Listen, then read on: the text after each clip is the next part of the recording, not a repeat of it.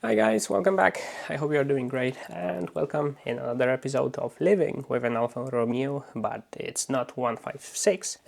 Today we will be doing some stuff on the 159. There are no major issues. There are just small things that most of people would probably leave it be, let's say, but not me. I am bothered by any small thing that it's not working or it's not working properly, which is ironical, right? Because I own an Alfa Romeo and we have like 3 Alfa Romeos in the family, so weird stuff, right? So first, very easy, we need to change the cabin air filter. What I will be doing, I will be checking on this door, because when you put on the radio, I will put you next to that speaker. And now to the next one. I don't know if you can hear it, guys, but this speaker is simply not working. If that's the problem of connection, wires, maybe the speaker is bad in itself, we'll see. The next thing that I want to check is parking sensors, because when you put the car in reverse, it will show you the parking sensors not available, and I had the computer connected the multi-echo scan to it some time ago, and we checked it, and it showed that it's the third, this one, parking sensor. So immediately my thought was like, yeah, it's probably bad and that's why it's not working. I have to buy a new one and change it, right? Maybe that's the case, but I don't think so, because when the car stands in direct sunlight and the heat from the sun works on the bumper and the sensor, it starts to work. So probably that's the problem of the connection. No. So we will be taking off the rear bumper and checking that out and maybe fixing it. In contrast to 156, where the cabin air filter sits somewhere in there, in 159 is actually in the glove box.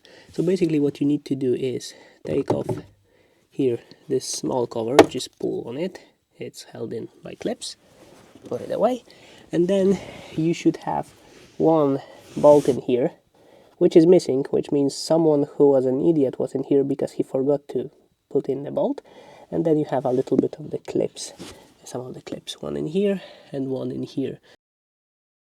What you have to do, you can see there's only one bolt and it's still in this awesome 5.5 millimeter socket size. So we undo this one, take this cover, and there is the cabin air filter.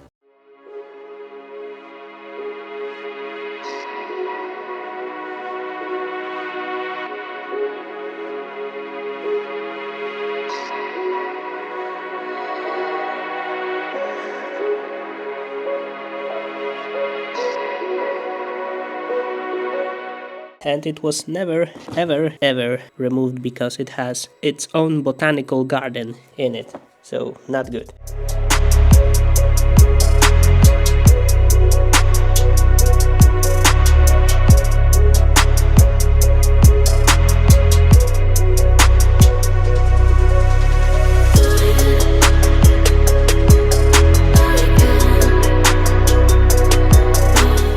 The cabin air filter is removed. So now I think we can go with the speaker. Removing the door panel on 159. You have to take off this cover and there will be a bolt under here. Under that rubber we have another one.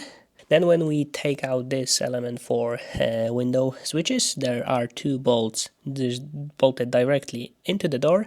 We have screws 1, 2, 3 here. Okay.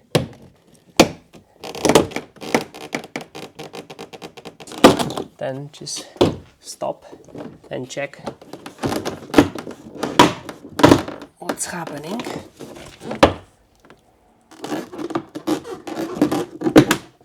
We have the light connection at the very bottom, and then we have the door handle. Okay guys, after a lot of fighting I have removed this one. Actually, to remove it, you have to grab it in here. There's like a special element that and then you have to pull it.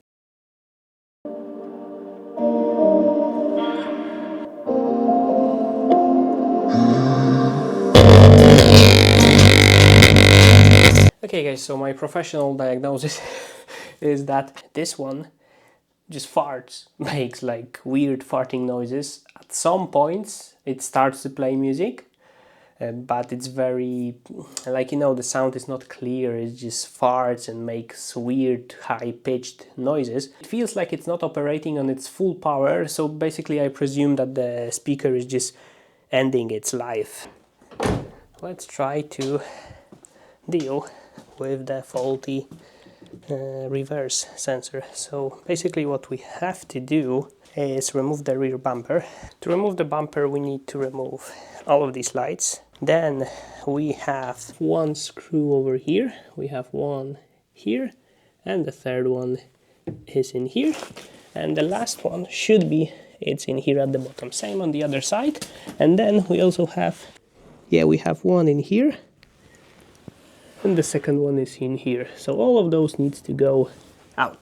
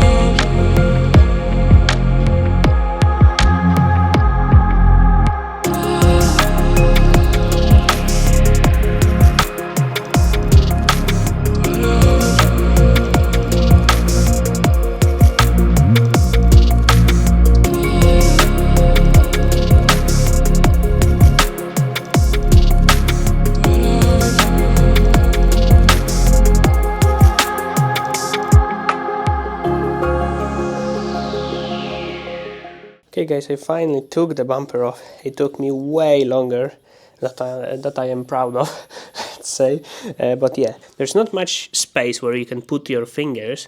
So, and what you need to remember is you cannot pull it this way, you cannot pull it down, you cannot pull it up. You have to grab it very firmly in here. If you can, put your fingers in here, or just here at the bottom and just pull it straight to the back. So this guy is not working, so I need to check all of the wirings, all of the connections, clean everything up in here, because look guys, there are just tons and tons of dust, probably accumulated from the very beginning of this car.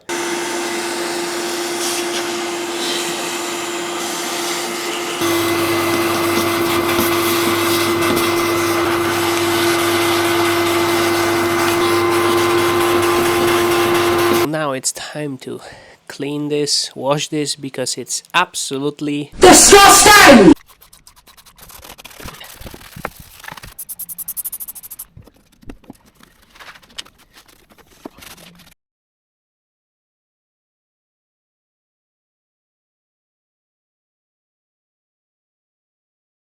To remove the bumper you have to undo two connections, and then what you need to do is take these connections out of this metal element in here.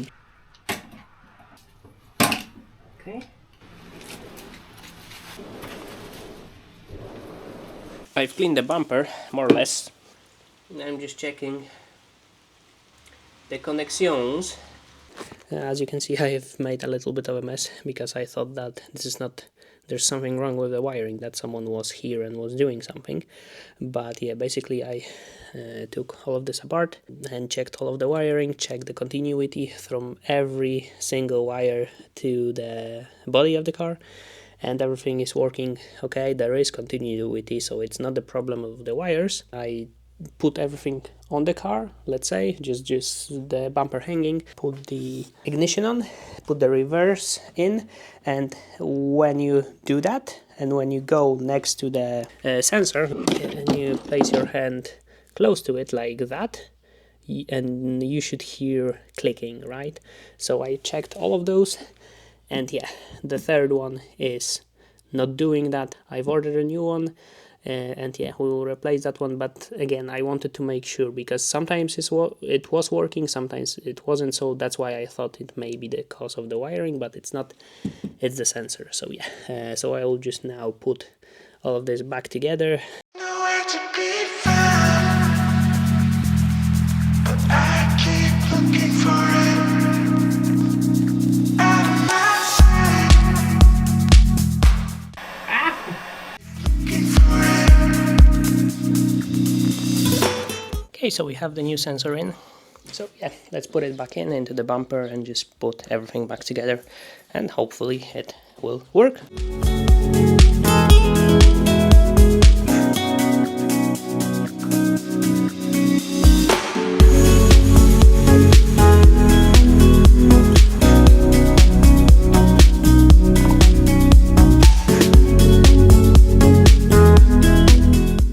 Okay guys, so I have put everything back together.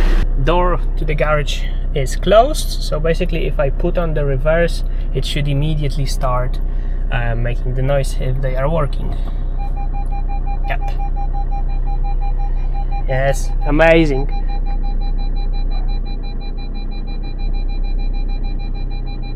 Perfect, it's working. Yes. Let's check the speakers.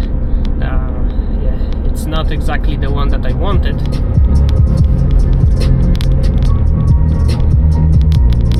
Yep, it works. I was really annoyed recently with all of that, because everything was going very difficult on this repair. So the speaker that I couldn't find the correct one, the problems with the wiring, then the problems with the reverse sensor, right? So yeah, so there was quite a lot of things. The car stood in place for like 2 weeks because I couldn't find tools. Then I got sick in the middle, but in the end it works. Everything works perfectly now. We have the music from 4 speakers. The reverse sensors work, as you could see before. So yeah, success. Now let's go for a little drive, because the car was standing for such a long time. And yeah, let's do a little bit of driving so that it gets warm, it charges the battery, and yeah, basically remember, drive your cars regularly. They shouldn't be standing, they have to drive and drive. That's the best solution, the best way for the car to stay in good, let's say, health. Yeah, thank you very much for watching, and see you on the next one. Bye guys.